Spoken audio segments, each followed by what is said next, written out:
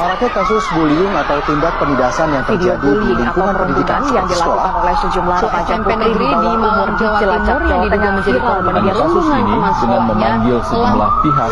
Bullying merupakan ekspresi menyimpang pada anak dalam upaya pencarian jati diri, peran pendidikan di keluarga dan sekolah sangat diperlukan sebagai penyeimbang.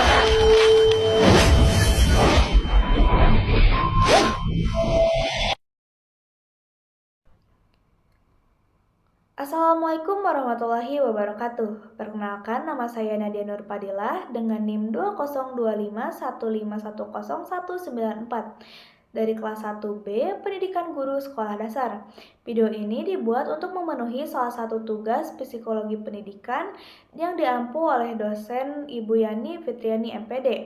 Dalam video kali ini, saya akan menjelaskan analisis pencegahan bullying dengan mengangkat salah satu kasus bullying di Indonesia dengan faktor pendukung serta solusi dari teori psikologi pendidikan.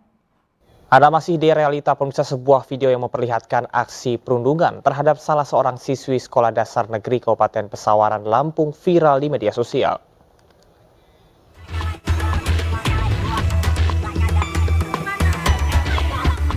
Video berdurasi 41 detik ini memperlihatkan korban yang mengenakan seragam putih dan berkerudung dianiaya menggunakan penggaris hingga kerudungnya dilepas oleh para pelaku.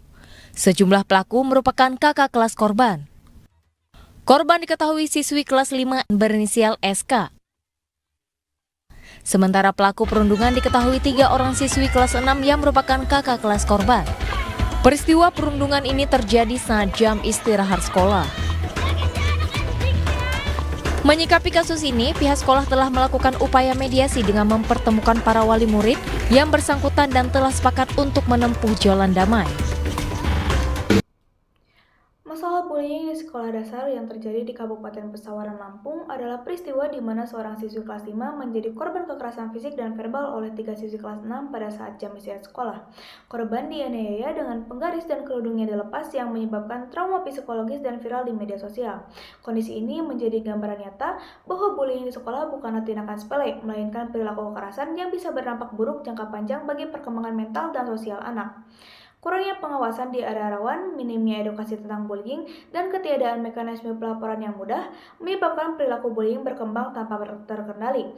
Oleh karena itu, penting bagi sekolah, keluarga, dan masyarakat untuk berperan penting dalam mencegah dan menangani bullying dengan serius agar lingkungan sekolah benar-benar menjadi tempat belajar yang aman dan nyaman bagi semua siswa.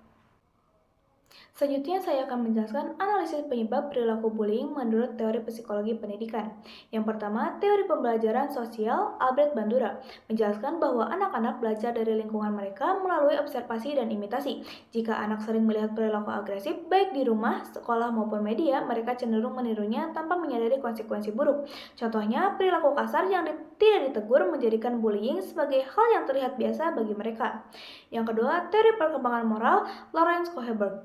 Anak-anak SD umumnya berada pada tahap moral prakonvensional yang dimana mereka bertindak untuk menghindari hukuman dan demi kepentingan diri mereka sendiri. Mereka belum sepenuhnya memahami pentingnya keadilan dan empati terhadap orang lain. Pelaku bullying mungkin melakukan tindakan kasar untuk mendapatkan pengakuan dari teman atau menunjukkan keberanian tanpa menyadari dampak negatifnya. Yang ketiga, teori psikososial Erik Erikson, tahap induksi versus inferioritas. Pada usia SD, anak-anak ingin diterima dan diakui oleh lingkungannya, dan mereka berusaha membangun rasa percaya diri melalui prestasi dan hubungan sosial. Anak yang kurang percaya diri bisa menjadi korban bullying, sedangkan anak yang mencari dominasi dan pengakuan sosial bisa menjadi pelaku bullying. Selanjutnya, saya akan memberikan rekomendasi pencegahan atau solusi bullying yang berbasis teori dan pendekatan intervensi.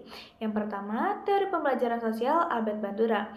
Solusi utamanya adalah menciptakan lingkungan yang menjadi model perilaku positif. Guru dan orang tua harus mencontohkan sikap empati, saling menghormati, dan cara menyelesaikan konflik tanpa kekerasan. Sekolah bisa menggunakan media video edukatif yang menampilkan anti-bullying serta melakukan bimbingan kelompok agar anak-anak dapat mengamati, memahami, dan meniru perilaku sosial yang baik. Yang kedua, teori perkembangan moral Lawrence Kohlberg. Karena anak SD umumnya berada pada tahap moral prakonvensional, pendekatan yang digunakan adalah mengajarkan mereka konsep dasar keadilan dan empati melalui metode interaktif, seperti cerita bergambar, diskusi sederhana, dan permainan peran. Sekolah dan guru dapat melibatkan siswa dalam membuat aturan kelas, sehingga mereka merasakan tanggung jawab moral atas lingkungan belajar bersama. Ini membantu anak memahami bahwa bullying itu salah tidak hanya karena aturan, tetapi juga karena menyakiti perasaan dan merugikan orang lain. Yang ketiga, teori psikososial Erik Erikson pada tahap industri versus inferioritas. Solusi yang relevan adalah memberikan penghargaan dan apresiasi pada usaha dan prestasi anak secara konsisten.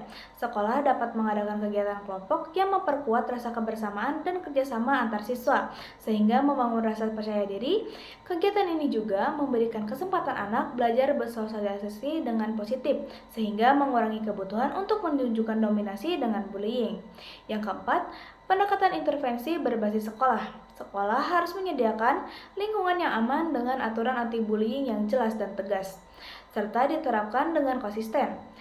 Pelibatan semua pihak, yakni guru, siswa, dan orang tua sangat penting untuk membangun kesadaran dan tanggung jawab bersama. Sekolah perlu mengadakan pelatihan untuk guru mengenali dan menanggapi bullying, menyediakan sistem pelaporan yang mudah, serta layanan konseling psikologis untuk korban dan pelaku bullying agar mereka mendapat dukungan emosional yang tepat.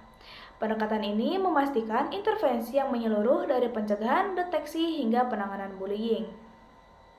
Dengan mengintegrasikan solusi tersebut sesuai tahap perkembangan anak SD dan lingkungan sosial mereka, bullying dapat dicegah secara efektif. Solusi ini merupakan landasan yang kuat yang dapat digunakan untuk program pendidikan dan pencegahan bullying di sekolah dasar agar tercipta lingkungan belajar yang aman, ramah, dan mendukung pertumbuhan mental serta sosial anak-anak secara optimal.